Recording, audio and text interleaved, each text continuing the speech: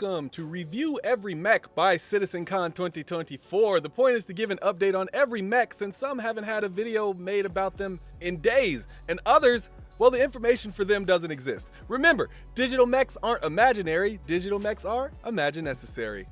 Every month we do a giveaway to give back to this wonderful community. This month's giveaway prize is going to be, you know what?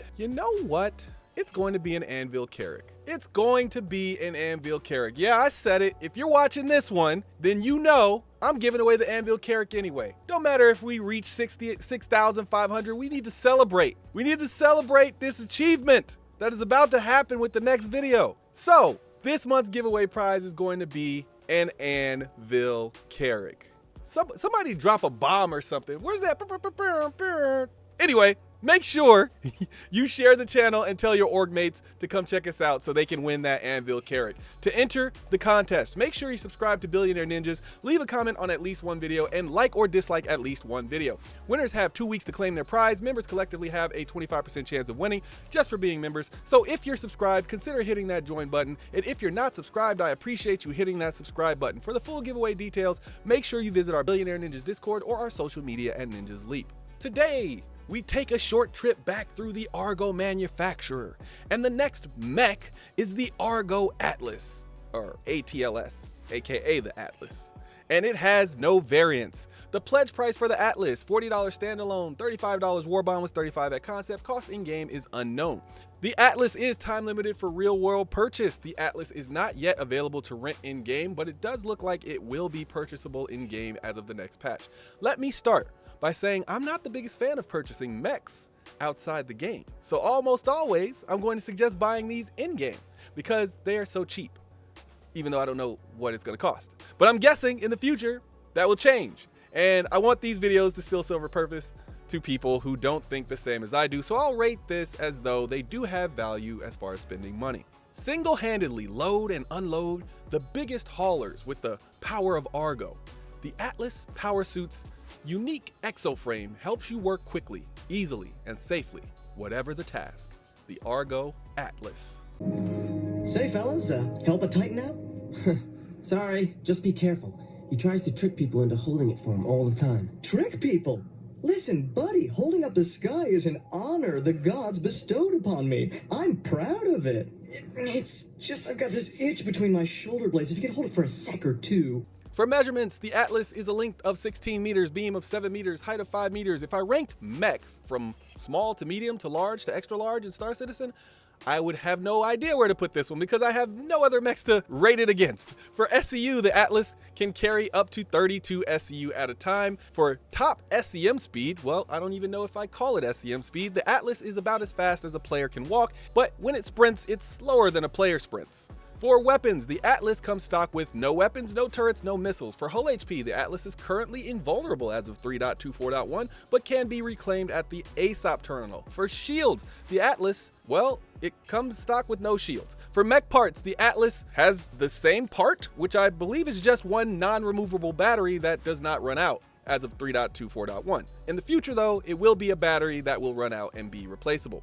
Some special features and amenities for these mechs are, well, the Atlas has the ability to move and throw SCU crates at every size and move them faster and more efficiently than everything else in the game, including ships. Well, I guess it depends on who you are when it comes to that efficiency, but it can also move vehicles. My preferred loadout, well, keep everything stock because that is the only option currently. A quick shout out to my members. My first ninjas, Star Touch and Rob, my Hokage, Old Weeb, my Jonin ninjas, Radium TX, Paling Tan, The Solid Exodus, Damon Danielson, Dark Wolf God, ETL and Spades, Sean Phillips, and Rage 1. Then my Chunin ninjas, Raygun 972, Walk on Your Side, Scorpio King 3, Soul Galaxia, Meat Salad, Praetorian, Jay Solis, Waterfox Studios, San Chimera, Rotten Treats, BMC, the Bears Junkie 23 Hall of Fame. Of course, thank you to all my other members from every level who are all listed at the end of the video. As always, membership is never required, but always appreciated. You help make this YouTube dream even more possible, so thank all of you. A special thanks also to my gifted subscribers. Now it's time to rate these mechs. A rating I rate from 1 to 10.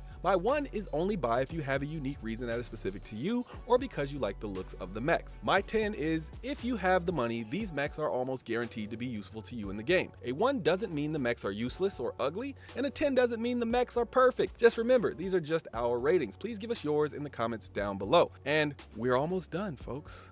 One more. The Ironclad is our last ship review before CitizenCon, and I leave for CitizenCon tomorrow. And that video will debut early tomorrow morning. I can't believe it. We're really going to do it. 241 ships, vehicles, mechs, over 330 videos in under 11 months. Did we break a record? Someone called Guinness. I think we might have broken a record. Anyway, my score for this mech is a 8. Let's start with what I like about this mech. Well, what's not to like about a mech? We've been asking for them for years and we finally got one. It's not the combat mech that we all wanted, but you can bet your wallet dollars now that that is coming real soon. It can carry all the crates and it can carry them better than anything else. I would say it's useful to just about everyone who needs to carry an SCU crate. Oh yeah, and I mentioned that it can carry vehicles, right? And maybe even ships in the future? Small ships? Snubs maybe? The issues with this mech and how I would fix them.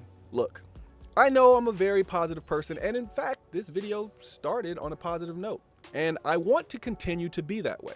But there is just no way to avoid this and be honest. And I'm dedicated to being honest before I'm dedicated to being positive. So give me about 2 minutes to tell the truth. The biggest problem is the way they handled its functionality. They didn't really make it awesome so much as they made everything else suck. However, to be fair, they did warn us that it would happen multiple times, like literally dozens of times, like multiple dozens of times even. We just didn't listen. However, that also doesn't excuse the price. Just about everyone knows the concept price for this should have been no more than $25, except for CIG.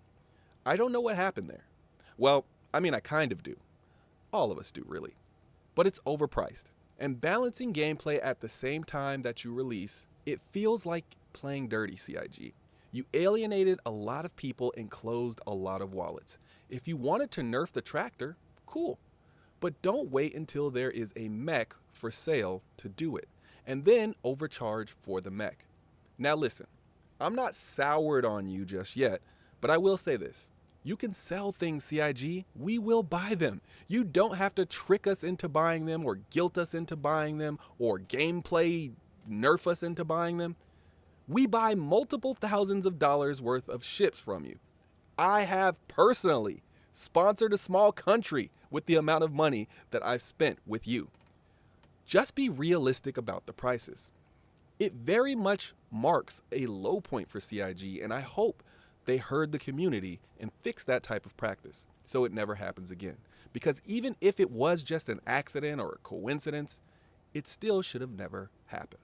All right, now that we got that out the way, that brings me to why this mech is scored as it is. Well, whatever my issues are with how this little mech was sold, it's still an amazing thing to use, and it adds a bit of fun to the otherwise laborious and joyless experience of cargo loading. Well, maybe some of you enjoyed it, I didn't. Effectively turning that gameplay into a minor game of Tetris.